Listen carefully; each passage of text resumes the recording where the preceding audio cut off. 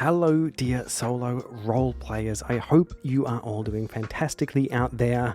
If you're anything like me, on this side of the world at least, we are going into summer, into holidays. I am incredibly excited about all of the stuff that is going on over in Solo Role Players at the moment. However, due to the nature of the end of the season for us in the theatre at work and school holidays and now going on holiday, I'm doing another solo RPG themed adventure into Scandinavia, this time going to Free League's home in Stockholm and further north into Finland as well. You'll probably be hearing something about that along the way. I have 3 interviews now taped and ready to go, just awaiting the fact that all of them, or most of them, relate to games and designs that are coming out in like a month or two, and so it makes more sense. I want to do the best that I can to help support these creators and release the episode at a time that makes most sense for them. So those are on hold a little bit. I've got a really fun first look that I've done a little while ago, and I'm very excited to dig into, but I want to wait until I have some more supporting content for that as well, like the actual play. I'm doing started working on a Patreon episode of the world building that I'm doing for it and the character creation, that kind of thing. This afternoon, I'm recording a co-op session of another game I've been dying to get to the channel and to get to experience more of, and I am leaning into someone who knows the rules and the lore a lot better than myself, and we're going to play a co-op session together this afternoon. Really excited about that, but that is all to come. Today, however, on the show, what I want to do is just bring you one of the Solo Role Players Book Club sessions that we had a little while ago about the game Mythic Bastionland by Chris McDowell. And I think I just want to share it with you because I'm incredibly proud of the little community that we've put together over there, and talking to genuine, real solo role players like you out there about this stuff and hearing everyone's experiences and how they differ from my own, giving me also more ideas about how to get more out of these games. It's just a real treat. It's one of my favorite things that I do over here on Solo Role Players. And with everything else that's going on and me trying to line things up, I think this is a good opportunity that I can share that with you. So without further ado, I hope you enjoy. And of course, if you want to get involved in this stuff, you can check out Patreon/SoloRolePlayers. But otherwise, I really just want you to enjoy our book club chat that we do most months, this time on Chris McDowell's Mythic Bastionland. Enjoy.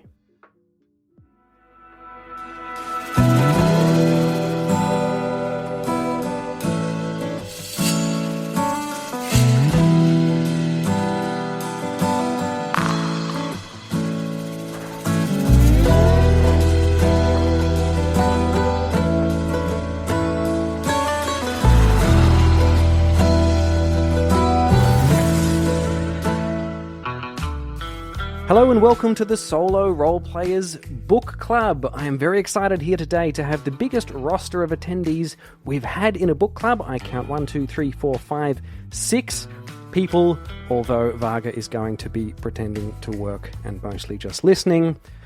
I really appreciate that. We all do. And today in the book club, we are going through and talking all about Chris McDowell's Mythic Bastionland before Into the Odd. So welcome everybody to today's book club.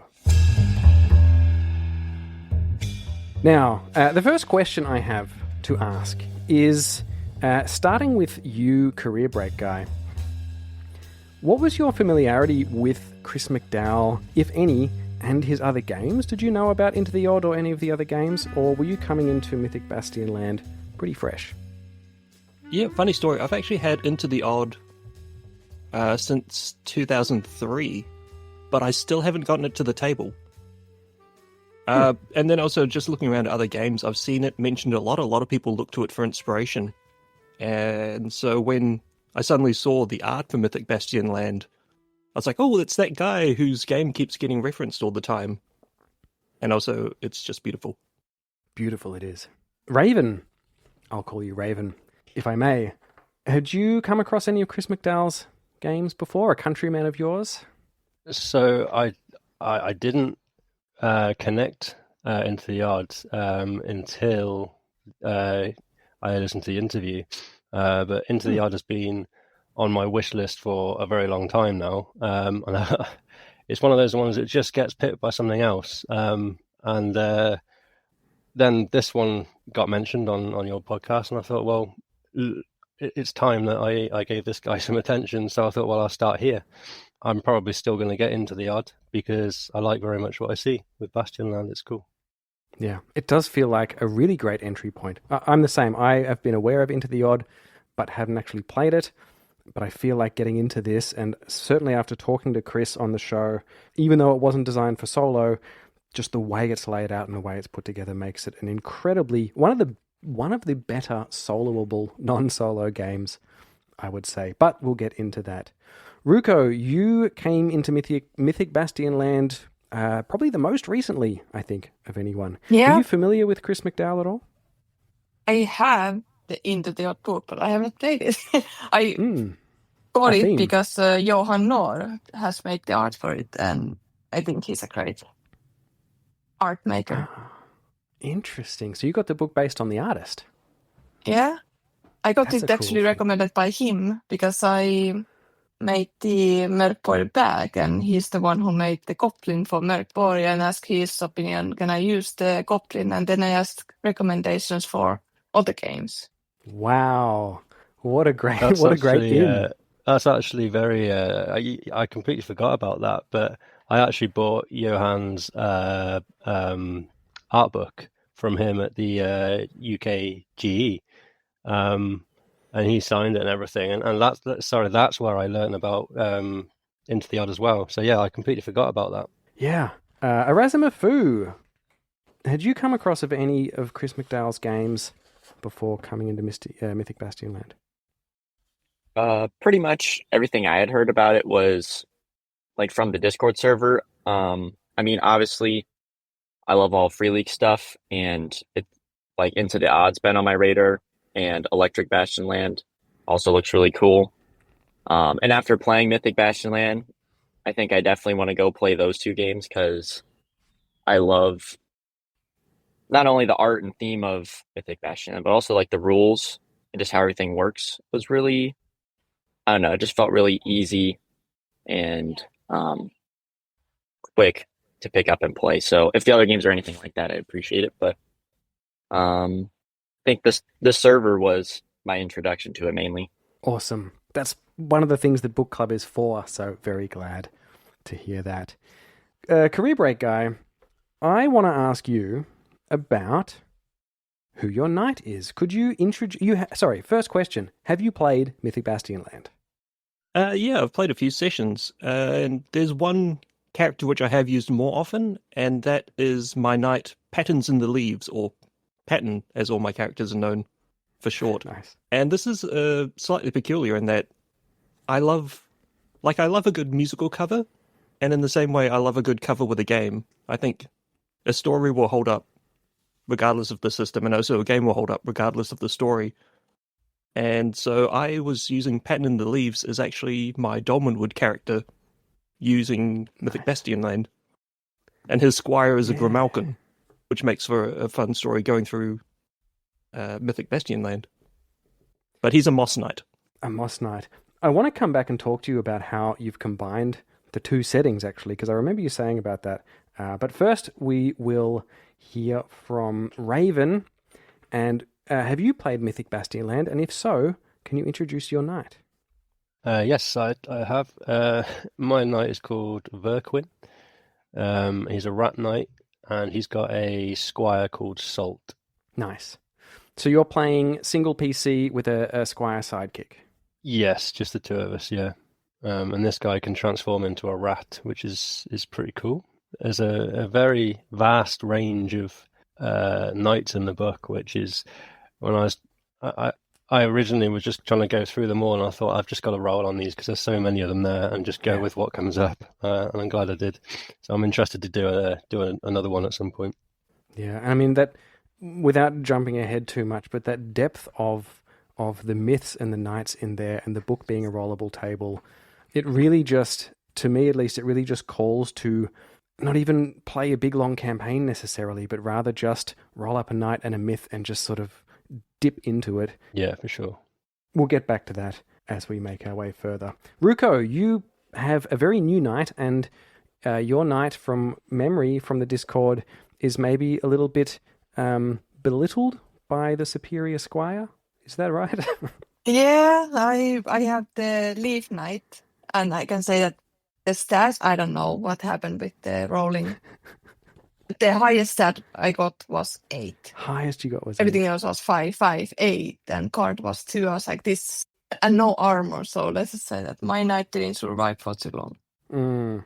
Oh dear. And then I just restarted the game.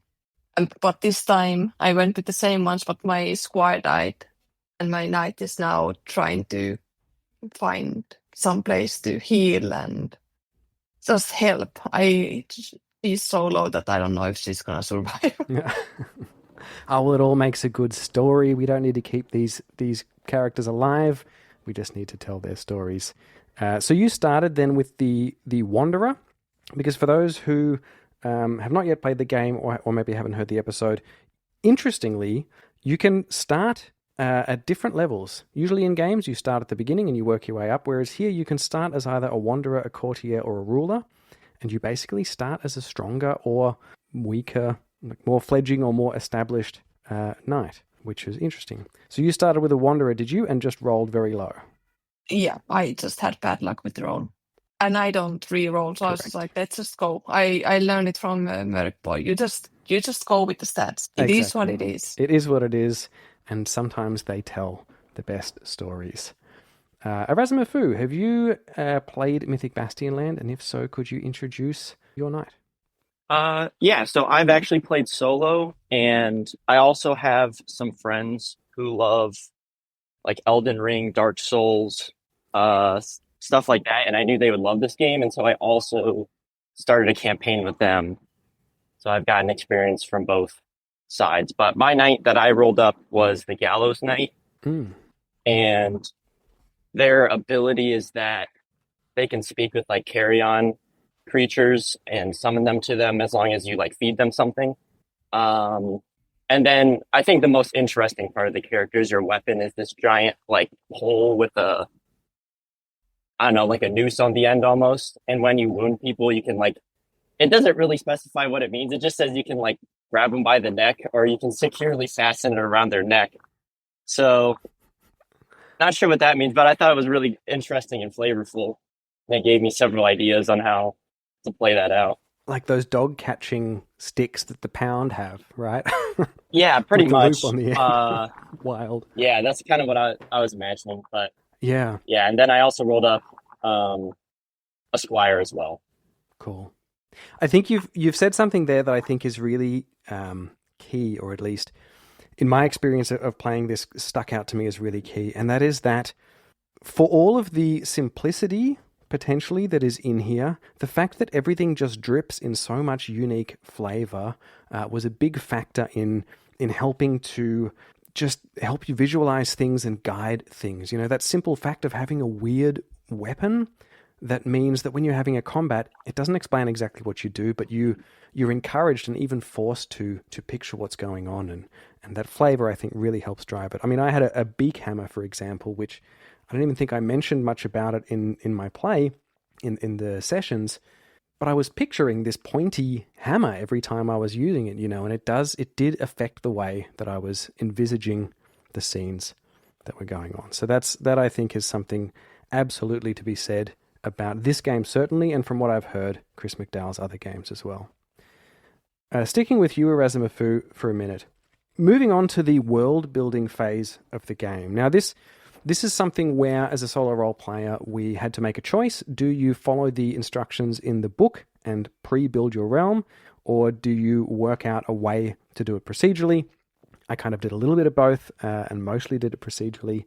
How did you go about populating your realm when you started playing? So I just went ahead and made the whole map, and I kind of talked about it in the Discord chat already, but I really appreciate just the templates that the game has for like what different hexes look like. Like it literally gives you an art style to follow for how to draw like the trees and the rivers and mountains and stuff. And personally, I'm good at like copying stuff, not like making up my own things, especially when drawing. So it was really fun just filling out the whole map. And then I just kind of populated it with a few of the main sites they asked for. And then I don't remember, I put the the different myths, you're supposed to choose a hex that they start in. I think I kind of just randomly chose places where it seemed like they might make sense. I didn't really roll or anything. Mm-hmm. And then I also put the other like points of interest on the map as well. But I pretty much put everything on the map, like right off the bat. And then as I played, I just rolled and investigated things as necessary. So yeah, really, really cool approach. And I completely agree. In fact, I was editing an old episode recently for some reason, can't even remember what it was, and I heard past PJ from a year ago or something saying, "Oh man, I wish that there was just little drawings of what I had to put in my hex, because then I would be much better at it, just copying it," and then realized that has now been solved. It's in Mythic Bastionland. Career Break Guy, did you populate it in advance, or did you go through procedurally? I ate Mythic Bastionland 3 ways. So one of them, of course, I played through Winter's Daughter. So that's one location. Mm. The first time I ever played, I had a 3D, or not a 3D, a hex map generated without the myths. And then every time I went to the square, I would re-roll to see actually what that location looked like. But I already knew, for instance, it was hills. And then I'd roll like 1d36 to see, is this one of the myth locations? And then the most recent time I played, I did hex by hex. And I think I actually preferred having the map because, someone might have a rough idea what everything looks like, but then the specifics of that hex league, he discovered as he went through. So to clarify, so you preferred it when it was all pre-done and you just chose which hex to move into next? Yeah, so I had the overall landscape, but then I would roll on the inspiration table, fortune table, as I would go into the hex just to get more details. And Mm-hmm. Yeah, cool. yeah, I think that was my favorite version. Interesting. I will have to try it that way as well. Raven, how did you go about populating the hexes and the world building? So I've got a very unpopular opinion to hex crawls, and that is I prefer not to. So actually, I was quite happy to just take it as the book presented it and create that map. Because for me personally, I just think when I can see it holistically and I can see the realm, as it were, I can kind of in my head be like, well, that makes sense that that's over there, and that makes sense that that's over there, and it makes sense that I start here, and already I've sort of started plotting out a journey before I've even started the game, and that just helps then when I make my first step. So yeah, that's my preferred approach anyway, to be honest. That is interesting. And there's absolutely something to be said, in my experience, to be leaning over a map and sort of imagining the possibilities of where you're going to go and plotting your route and that kind of thing. I found it quite, I always find it quite difficult that the player that I'm taking the role of doesn't have a clue where they are. I live here in X, and I know the lay of the land because I've grown up here. Sure. So I feel like there should be some knowledge. I'm not saying that they know everything about every detail, but that's where Bastionland does it really well anyway. Because then, I played it as I kind of knew where all of the myths were. I just didn't know what they were. I knew where they were because, when you're in a tavern or whatever and you're talking to your colleagues or whatever, then they're myths for a reason, so that they're around there somewhere. But I've played it now that my character actually went and sought them out to put them to bed. That is an interesting approach. I think I did the same thing. I placed my myths where I knew where they were, but I guess even if your character knows where they were, that mechanic of traveling blind and the barriers potentially can sort of stop you, like make it less predictable about when you actually reach it, which is interesting. And I think I preloaded my barriers, but then after decided that it'd be cool to roll whether there was one, to create a bit of interest in the direction that you're traveling. But that's interesting. Very cool. Ruko, how did you go about building the world and populating the hexes? So I did the map first, but I did it without the myths and landmarks. And then I took an empty map and I started from one corner. And every time I moved to a new hex, I just checked what I have done because I have already forgotten how the map looks. You're GMing yourself. So yeah, so it is like a mystery to me every time. And then if I rolled an omen of the nearest myth, I just rolled 2d12 and checked where it is. And then I asked myself, what do I, or oracle, do I know which hex it is actually? Okay, very interesting. Cool. And cool. then if I know where it is, I start to move towards it. And if there's two lines, I'm gonna be like, okay, I can choose between what hex to move. But if I don't know where it is, then I just roll d6 and go randomly to directions. Yeah, very interesting. Staying with you, Ruko, and speaking of the myths, I mean, they are clearly the core part of the game, or certainly one of the core parts of the game, and they're all so full of flavor. I really only touched on the 6 that were in my realm, which is a really great feeling, knowing that I'm not exhausting all of the content in the book in a single play. But I want to ask you all, starting with you, Ruko, is what is something about one of the myths that stuck in your head that you found really interesting or weird or cool? Oh, I think the one that I got straight in the beginning was that all the clouds vanished and there was a drought and no rain. And then I wrote instantly that I get like a fog. And so I was like, but how can there be fog, but no clouds?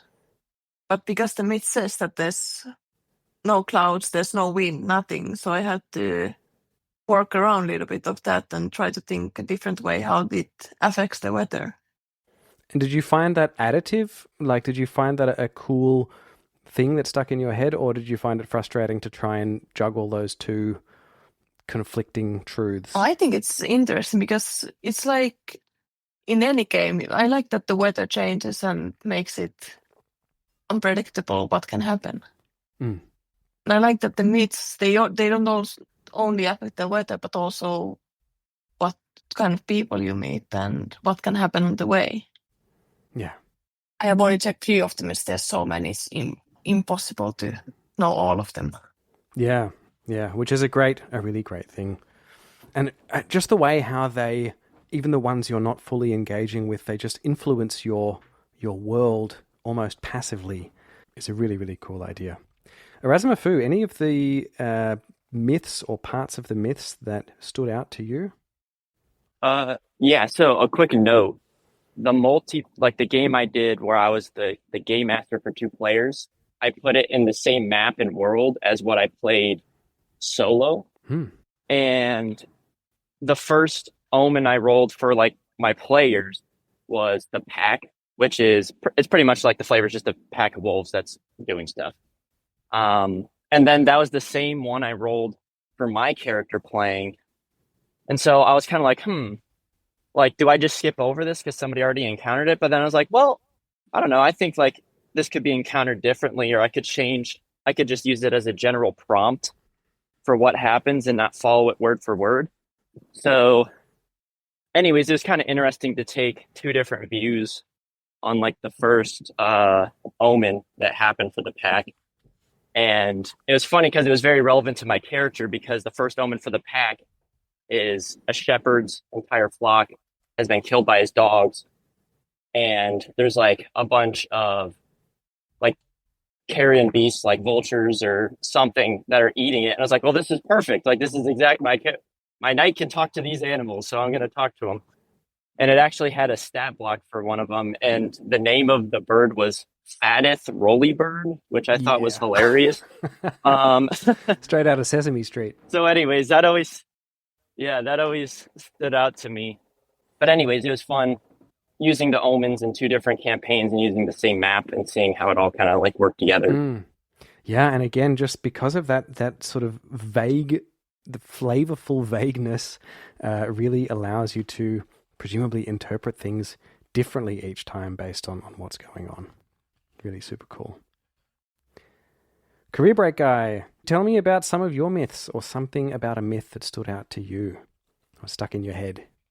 I mean, honestly, the first time I played I rolled up the Wyvern, and it stuck with me because my character, I hadn't done a squire, I was just a solo knight errant wandering out. And I think it's maybe the second omen, you encounter a squire who's standing or kneeling next to the body of their dead knight. And it was just this lovely social interaction, and then my knight, the squire, the squire effectively said, well, look, I'll go with you if you help defeat the thing that killed my knight. And so that's actually how my character picked up his squire. They just carried on together, and then it's like, hey, this is working. Let's keep doing this. Yeah, it's great when you find party members in narrative. That's always a really satisfying thing. It's a nice little character arc for the squire as well. It's weird, but actually, if I ever find that character sheet, I think it would be interesting one day to skip forward, doing one of the time jumps, remove my character, and then start following the squire. Yeah. And their journey as a knight. That's what I was just about to say, actually. I remember some advice from, I think it was in Forbidden Lands, saying, the thing can be, and then the solo rules for Forbidden Lands, saying this can be deadly. It's good to have a squire because you never know, they might eventually be the hero of your story when your main PC dies. And that's advice that I've always taken on and have in the back of my head. And I was about to suggest maybe we'll find out about your squire character once your PC knight dies horribly. Raven, what about one of the myths stuck in your head? If I was to pick one, firstly, they're all just so wonderfully weird. It really is great to just sort of scratch your head over them and trying to figure out what on earth that means in your story. I absolutely love that. But the one that sticks out the most in my head is the encounter I had with a sorrowful knight. Only because it escalated into combat, and that's where I experienced the combat side of things. But I just really liked the scene that it had built up. We were traveling up, we were trying to travel up in the cliffs, and we got into a high rocky place, and we found this weird sort of, I can't remember what they called it now, some sort of monument, and this sorrowful knight was just sort of just slumped over it, crying. And it's like, well, I tried to ask him what he's crying about, but it escalated quite badly, and he started attacking me. But the whole scene for me just came straight out of something like Dark Souls or Bloodborne, and I just absolutely, I was there for it. I loved it. It was great. Awesome. As a big Dark Souls fan myself, I can really, really see that. And actually, that's not a comparison that I made straight away, but now that you've said it, it's really great. I hadn't either up until that very point. I thought, oh, this is a scene straight out of one of those sort of games. It's it was great. And more, and maybe it's sort of reading into what you want to read into here, but also the fact that there is a lot of space between the information. That's a huge thing about the Souls games as well. Like, you are not given the story, you kind of have to just vibe out the story and fill in bits and pieces and sort of piece it together yourself, because it's so unreliable, the information that you get. And that it does have that similar sort of feeling in here. That's a really, really cool analogy to draw. And sticking with you, Raven, how did you find the solo ability of this? If that is in fact a word, it is now. The solo ability of this in terms of being able to just play it out of the box. Did you have to pull in other oracles? Did you pull in any other sort of systems or mechanics? How was that for you to solo? The solo ability was fantastic from my point of view. I didn't have to try and involve anything. I just played it out of the box, as it were. And for me personally, it just worked absolutely fine. Better, I feel, than some solo games, because the flow for me was very easy, to just keep on going and keep on seeing what things were. And like you say, the myths are some of them are so vague, but there's enough information there to really sort of unpack something really cool. I found the solo ability no problems whatsoever. I thought it was great. Yeah. You should just put solo RPG or group RPG on the book. It's open it up to all markets. Yeah. It really is in a league of its own, I feel, in that regard, and being something, and even talking to Chris and him saying, yeah, look, it's not something I planned, but I have been told now, and just based on the way it's done and its style, that it is really good to solo. And I agree, this might be the lowest barrier to entry of a non-solo specific game. And like you say, often better than learning a rule set and then learning the solo rules, which are not necessarily tacked on, but they, by their nature, are they do have to change things about the rules in order to get that to work. And this, you barely had to change anything. Other than, for me, I enjoyed doing the procedural hex stuff, but I can see it being just as good. Enjoying it just as much, rather, filling it out in advance. Ruko, being relatively new to solo role-playing, how did you find this as a soloable book? I mean, I struggled in the beginning, but just need to start going and trying what works. I did watch someone else play this solo in YouTube a little bit to get a little bit tips on how to go forward. And then I mixed a little bit of what they did and just threw in an yes and no oracle with D6, and it doesn't need much. It really doesn't, does it? I think there's so much with when you just find a ruin, you can roll on the knight's table to find a name for the ruins, and that's all you need. Yeah, I mean, that design decision to put little, it's not even a table, but just 6 of everything or 12 of everything, and 6 things down the bottom with names and characteristics and monuments and ruin, whatever else. Just a beautiful design principle. Super simple, doesn't need explanation even, and really, really effective. I imagine as a GM as well. But that's cool. That's really cool that you could push through and get into it and be able to solo it again without using other tools, even though it's not a solo book. Erasmus, how did you find it soloability wise? I mean, I think it's great. I think the only other thing you would possibly need is just a yes/no oracle, which there's a billion of those. I mean, you just roll a d6, and if it's 1 to 3, it's no, and if it's 4 to 6, it's yes, and boom, you've got that. And everything else, I mean, all the prompts are fantastic. You've got even the spark tables. Those are helpful for solo, and it's actually funny. When GMing in one of the spark tables, there's a table for voices, right? Which, playing this, I've been trying to push myself as a GM to do better, voices and accents and stuff. And it was really helpful. So rather than doing generic deep voice 1 for every single character I do, to try and mix it up with however the voice is described in the random table. So that was really cool. But I think it's great. Just, I really don't think there needs to be anything else. You don't even need the yes no oracle. No. In theory. And I was just I was looking for this while you and Ruko were speaking, but because Ruko mentioned bringing in an oracle as well. I just use my normal oracle for everything, but they even have a luck roll here, which is a d6 roll going from crisis to blessing, and that covers quite a lot. And I think that's useful. I mean, more than just useful. When you do get something as small as this, it takes up 3 lines in the book or something, but it does put a weight and more weight on blessing than it does crisis, which is interesting. Mm-hmm. I kind of even forgot about that. Honestly, that kind of covers the yes no oracle, and I think I forget about it, but I think that's something that could definitely be used a lot. And I know the examples in the back of the book are also super helpful, and they describe the luck thing as well a lot. And so I think that's just the examples in the back are all extremely helpful. And I think I just enjoyed reading through most of them.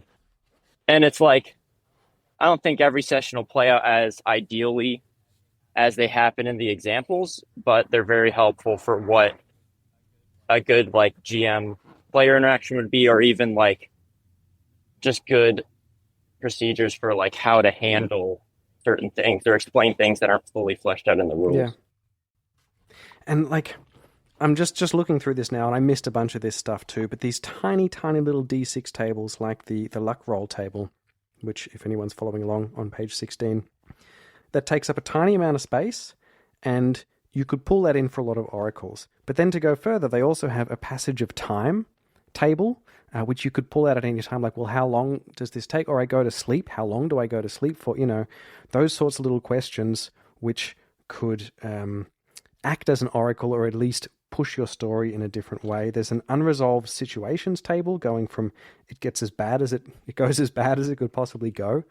That is also a little oracle as well. They're not even presented as oracles. Dire weather, local mood, and these, 9 tables? Generally, these 9 table spreads that aren't extensive. Like, I think about all the tables in Mythic, which are all fantastic, but it does come with, or in, all the other books on your shelf, but it does come with the issue of which table do I choose? And there is something really, really useful and practical about having fewer, potentially vaguer tables that just helps you sort of keep going. Yeah. Really, really great. Career break guy. Solo ability. I mean, first tell me a little bit about solo ability, although I am getting a common theme now, and it's not one that is surprising. But give me a little bit about solo ability, and then start telling us, please, about how and why you were mixing this with Dolanwood. Yeah, so obviously solo ability is so simple. I love anything with a good random table, and you've got, as you say, the 9 tables for the thing, and then there's 4 areas, so there's 36 tables off the bat. But then all the little tables at the bottom of each page, so inobtrusively scattered through, and those little D6 tables, you compare it to something like Knave 2, good game, don't get me wrong, but each, you turn a page and it's just tables and tables and tables, tables, whereas this is just woven through the book really masterfully, really beautifully. And so it's just a joy to use as well. Yeah. I never found myself feeling I had been shortchanged by inspiration using this book. Yeah. And that's something that I've just realizing as you say that I've been inspired by it, clearly by something I'm working on at the moment. But the fact that if you put those tables, the oracle stuff, down the bottom of the page without calling it a table, it instantly means you never have to look up that table. You never have to look it up. You're never in that situation as, well, I need this table. Where is that table? And it's fine. It's great if there's tables in there. But if you have it down the bottom of the book, you just flick to a page. You don't even need to spend the time going to the index, looking where the table is, and then going to the page. It's right there all the time. And when you go to that page, you're looking for that thing. You might be looking for a monument. But now you've got all the other things on that page to inspire you, not just the thing that you were looking for. Yeah, exactly. The art, the NPCs, some item maybe is there sitting on another page, and it feels it on, because there's something about the physical act of flipping through the book that I feel like gives me permission to flick past and move on. If I'm rolling on a table and it gives me something that I don't like, I have to make a conscious decision to re-roll. But if I'm scanning the bottom of a page and I'm like, nah, it doesn't fit, flipping just past to another one just feels really effortless and really, it takes away some little barrier, however little it is, there somehow. And getting rid of those little barriers is really key. So yeah, just wonderful. I don't know how accidental it was for solo, but it's just beautiful. I have to admit, I did, speaking of solo ability, but more from a survivability aspect, I did, for Patton in the Leaves, which was my Dolmenwood character, I did cheat somewhat. Mm-hmm. The first time I played, great. Second time I played, my character, all of his stats were worse than his horse, which is fun in and of itself. Especially, coming from... That happened to me. From like a board game. The pony was better than me. I was like, okay, pony. Ponies are great. Like, is this the ponies story? What's happening here? But when I rolled up Patterns in the Leaves, I actually gave myself advantage on the rolls. So, was it a D12 plus a D6? Mm-hmm. And I think what I ended up doing was the higher of a D6 or D4, and the higher of a D12 or a D8. Mm-hmm. So it did weight the averages higher, but there was still only very limited opportunities to get the highest scores. So I was really trying to get like a middling character because I wanted to experience the whole story. I wanted Patterns to stay alive long enough to get through and actually see everything that people have put into Winter's Daughter. How? I mean, this is probably a conversation for another time, Career Break Guy. Maybe we can talk about it on the radio one day. But I'm very interested about which mechanics you chose to cross over with Dolmen Wood and why. But I do think that is for another time. Speaking of mechanics, however, Raven, tell me what are your thoughts on some of these mechanics? A, just as an RPG, and B, for solo. What of them stood out to you? Which of them did you really like, or didn't like, or could improve, or not improve? Chris, we've made this better. Which of the would you maybe change? Is there anything? What are your thoughts on the mechanics in general? I don't think there's anything that I would want to change. I think they were, without trying to repeat what you were saying earlier, I think my favorite functionality of the book was just being out. Flow is very important for when you're you're mid sort of thought on something and you need to make a dice roll, and sometimes that can be distracting and you have to go and start looking at rules and trying to figure out how you're going to do this and that.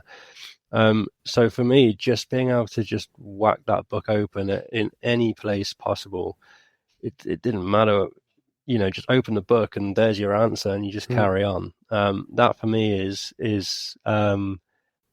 revolutionary in terms of anything that I've played before, because like you say, just trying to hunt down those tables in most others, and I don't think it's something that's even that easy to copy. I think it's because obviously trying to think what's next for design wise. It's like, oh, this is amazing, I'm just going to sort of see if I can rip this off, but actually the way the book works, it's so I can't even really put it into words, but it's such its own thing. The way you've got the whole book is full of knights on one page, myths on the other page, lends itself to being able to just do that beautiful thing of just opening the book and finding out. And even when you roll that D12 and D6 and just flipping to find it is very fast, because those big numbers are so emboldened in the top left corner of the page of every page. Graphic design, baby. It just helped me play the game, which I think is very important. Yeah, absolutely. And just the way that everything is, it is logical in its layout, but it's also inherently intertwined somehow. It really feels like it is separate. As you said, all of the knights are on the left-hand page, all of the myths are on the right-hand page, yet everything is sort of intertwined into each other and into itself. I think a lot of which is due to those tables down the bottom, or the little spark lists down the bottom. Ruko, what about the mechanics? Or was there any mechanic that stood out to you as new or interesting or fun? I think when you need to do a save roll, if I understood correctly, you need to do same or under, not better. Like usually it is that you need to get a higher than. Yep. So that took me a while to remember that, I need to actually roll under. And it's hard to roll under 5 with D20, I guess. Yeah, well, if you roll really badly at the beginning, then that makes it really difficult. Yeah, I had hard time doing any save rolls. Did you learn to love it though, or did it remain being tricky for you? Yeah, I learned it. Like it made the fights harder and more interesting, because I am on the wrist the whole time. It's just yeah, and I mean, I myself, and I know Career Break Guy is big fans of rolling under anything, and for me, it's because, and especially for solo, the fact that you can just see the number you're aiming for. You don't have to do any maths. You don't have to ask an extra question like you do in rollover games. How difficult is this? What is the difficulty class or whatever it is? You can just see the number you're aiming for and then see if you get it or not. And that's always appreciated for me in solo play. Preach. Erasmus, any of the mechanics that stood out to you? I mean, I think the combat is great. it took a while to get used to and understand everything. But in our group game, I ended up I used the warband mechanic for fighting with large groups, and that was really interesting. But I think just the very simple strategy of when to use your feats and then becoming exhausted and knowing you don't have those very powerful feats anymore in a fight. And also on top of that, using gambits and how like every dice you roll has the potential to be helpful. So it's like you roll 5 dice and, your D12 rolls a 12. It's like, okay, great, that's 12 damage. But on top of that, I have all these other dice, and if they're above a 6, like I can do all these other things in the fight, which I think is really cool and flavorful, and also forces you to like take into account the environment, because so many of the gambit effects are like push somebody or stop somebody or take a shield away. You can of course just do +1 damage, but there's so many cool flavorful things that I think it's really good for like theater of the mind rather than putting it on a board, and mapping everything out. But I think the combat is just great, and it's very deadly. Like in 2 rounds of combat, like I mortally wounded one of the players I was playing with, but then they killed the group they were playing against in like the 3rd round or something. So it's like it goes really fast, and being a D&D guy, it's kind of refreshing to not have 30 to 40 minute long combat, and just being able to quickly run through it, Yeah, absolutely. I mean, I'll second you. That was probably the mechanic that stood out to me the most, was the way that the combat works. And just, it felt really unique and almost feels a little bit, it's almost like a little mini game. And I love it in board games as well, when you have this, and I forget what it is, input randomness, when you can roll dice and then you can look at it and assess and make decisions about what you're going to do with it. And I just thought that was really, really fun. Every time I rolled dice in combat, I felt like, okay, how am I going to use the resources that I have now for this move, this combat, this turn? And I really found it to be unique, really, really cool. Using the feats as well, I think I mentioned in my play the fact that it again, another mini game. It's a push your luck sort of mechanic a little bit. You can I can use a smite now, but then I might lose it for the rest of the battle, and I don't know what's going to happen for the rest of the battle. Was also a really cool mechanic. My only thing, and I wonder if you can tell me, Erasmus, the difference between playing solo with maybe a Squire and a PC, like I did and lots of us did, and playing in a group, is the dynamic different when there's more dice to choose from? Did it seem more fun having more dice, or was it around about the same? So the way we did 2 different fights with the group, but the players are very powerful when there's more people. Mm-hmm. Obviously it helps that everything's combined together. But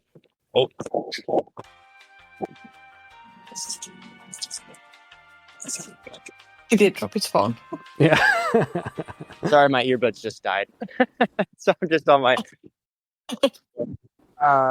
but yeah, I think it leads to a lot of interesting choices for the players in collaboration and describing what they're doing, rather than like this person takes their turn and this person takes their turn. Yeah. Like, okay, well, what are we doing together with these dice that we rolled? That's a good point. Is really interesting. And it makes it faster because it's like, if you're both attacking one person, you can just handle everything all in one go rather than splitting it up into things, Yeah, that's interesting. The fact that you, in a group setting, you feel sort of more involved and together because you're making decisions together, even on each other's turns.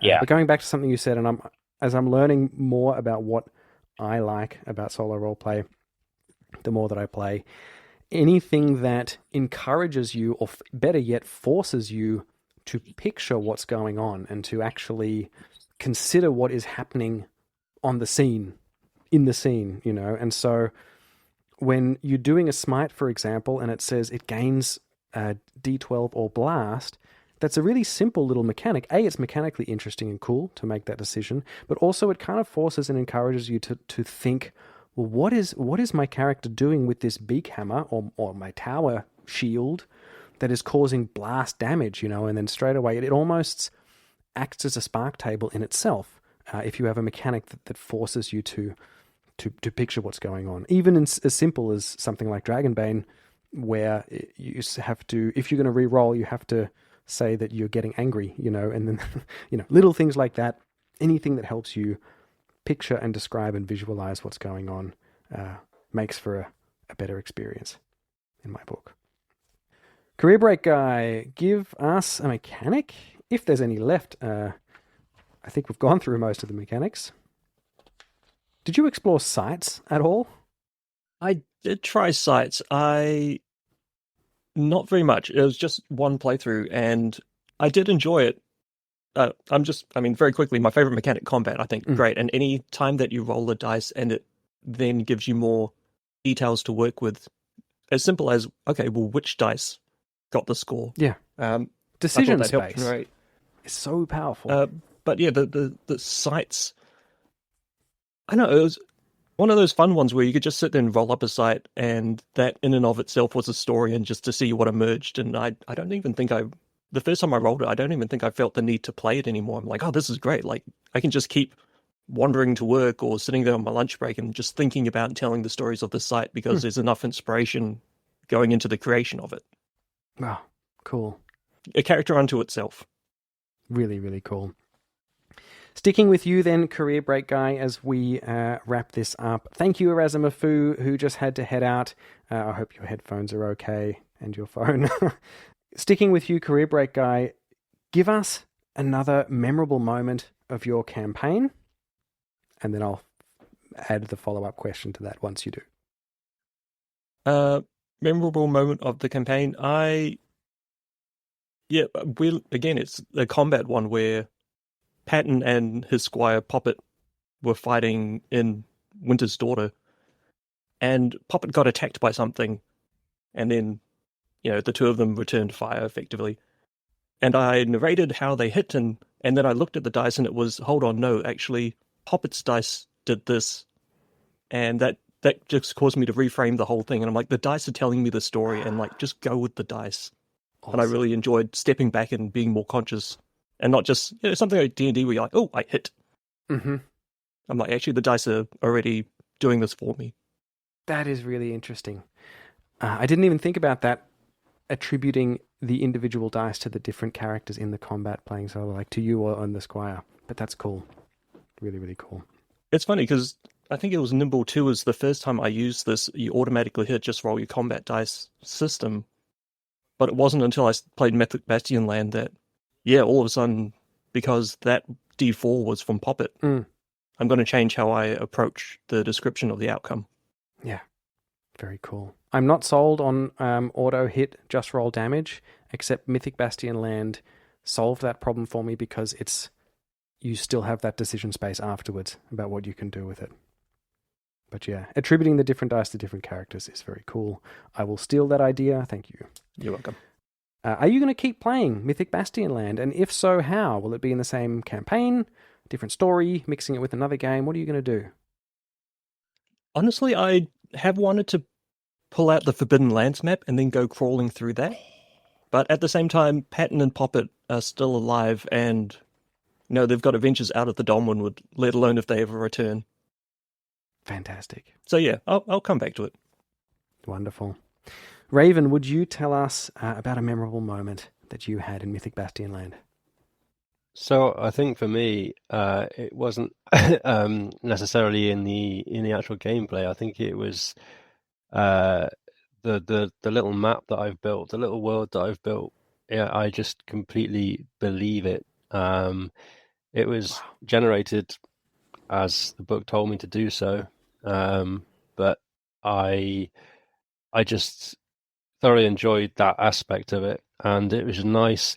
When I first saw it, I thought, oh, it's going to be a hex crawl. That's fine. And then I was pleasantly surprised, just because it's kind of solo but not solo, and in this confused space. I think in that confused space, actually, I found something that I actually really do like, and that is I get the hex crawl excitement out of the way, straight up, and I can start really filling in the blanks of the world in my head, so that I can go and explore that world.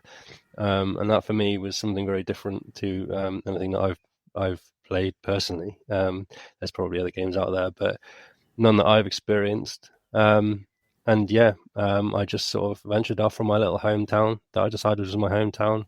Went and saw a local seer.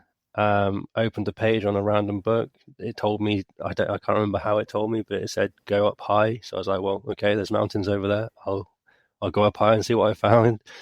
I knew there was a myth up there, so I was like, well, that's my trajectory. Yeah, and it just all, yeah, it was just all very playable. I found so, yeah. That's fantastic. So you'll be continuing playing Mythic Bastionland then? Yeah, for sure. Yeah. Are you going to stay in the same realm, do you think? Yes. Yeah. I will. I will see this one through, and then I'll probably make another one. Beautiful. Absolutely fantastic. Ruko, what is another memorable moment from your Mythic Bastionland adventure?